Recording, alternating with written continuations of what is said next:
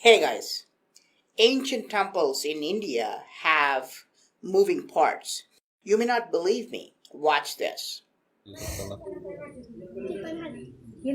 Yes, this is a column made of stone in a temple in India. Normally, you will not even think of trying to touch or rotate this stone block, but someone accidentally discovered or rediscovered that it could be rotated. What could possibly be the reason to have something like this installed in a temple? To set up something like this, there has to be a rotating mechanism, and it's not easy to set this up in stone because you cannot open it afterwards and put lubricant inside. To have a rotating mechanism made of stone, you need to have advanced knowledge in engineering. No, this is not the only temple with moving parts. Look at this one.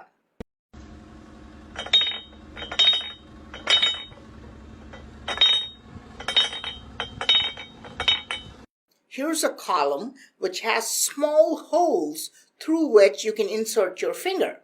Inside, there is a ball, a stone ball, and you can move it up and down. Of course, you cannot pull the ball out through these tiny holes. You can only move it inside the hollow column. How was the ball put inside in the first place? If you claim this is carved, how did they manage to scoop out the rock which was inside through these small holes? There's another ancient temple in a place called Uttarakosamangai. This is at least 1,200 years old. There is a ball inside a lion's mouth. You can roll the ball, you can rotate it, but you cannot pull it out of the lion's mouth.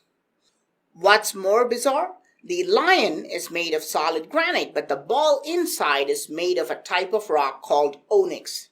So how is this ball put inside the lion's mouth, and why are we not able to pull this ball out?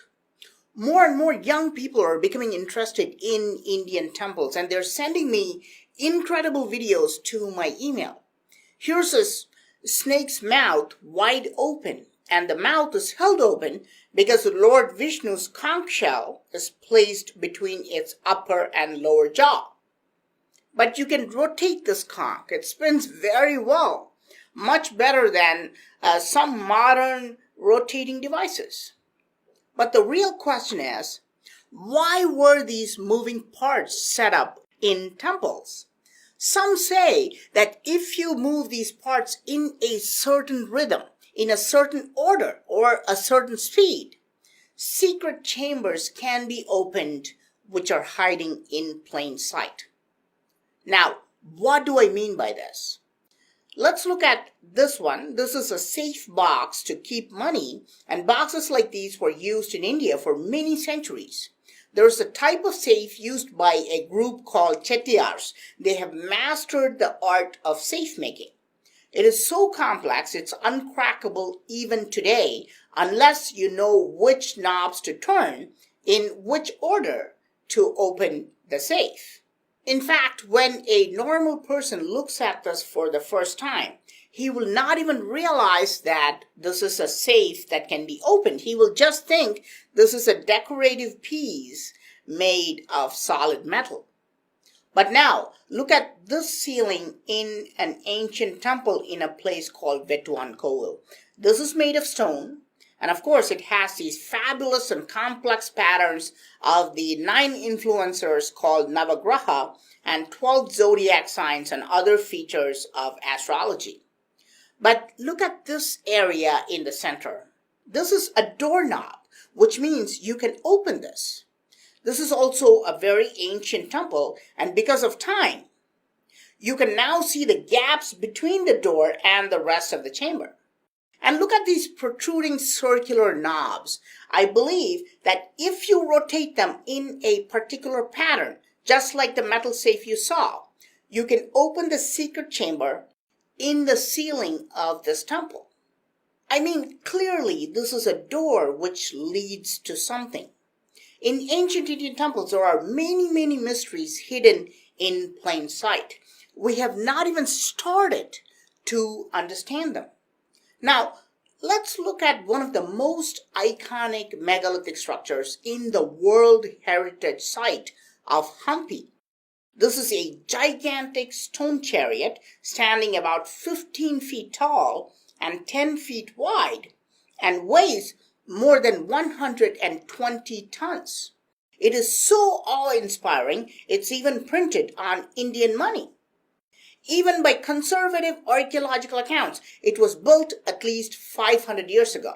But in spite of being very popular among tourists, this chariot remains shrouded in mystery. Google and Wikipedia give blatantly false information. For example, Google calls this a monolithic chariot. If you examine the structure, you realize it's not monolithic at all. It is not made of one stone. Look at how each wheel is made of a separate stone block and they're set up on the axles like a real working chariot. The chariot appears to be not built as a decorative or religious structure. Rather, it is built like a real vehicle made of several parts which are assembled together. I know this is a weird question to ask, but is it possible that this chariot has moving parts? When I examined the wheels and axles, I found exactly what I was looking for. You see these marks? These are caused by friction. When something moves, two pieces rub against each other. These marks are created because of wear and tear. This is clear proof that these wheels rotated. The wheels rubbed against the quote-unquote mudguards, just like what you would find in a modern-day vehicle. But today, we're not able to rotate the wheels. Why? A quick internet search showed me that visitors kept moving the wheels and damaged them in 2011.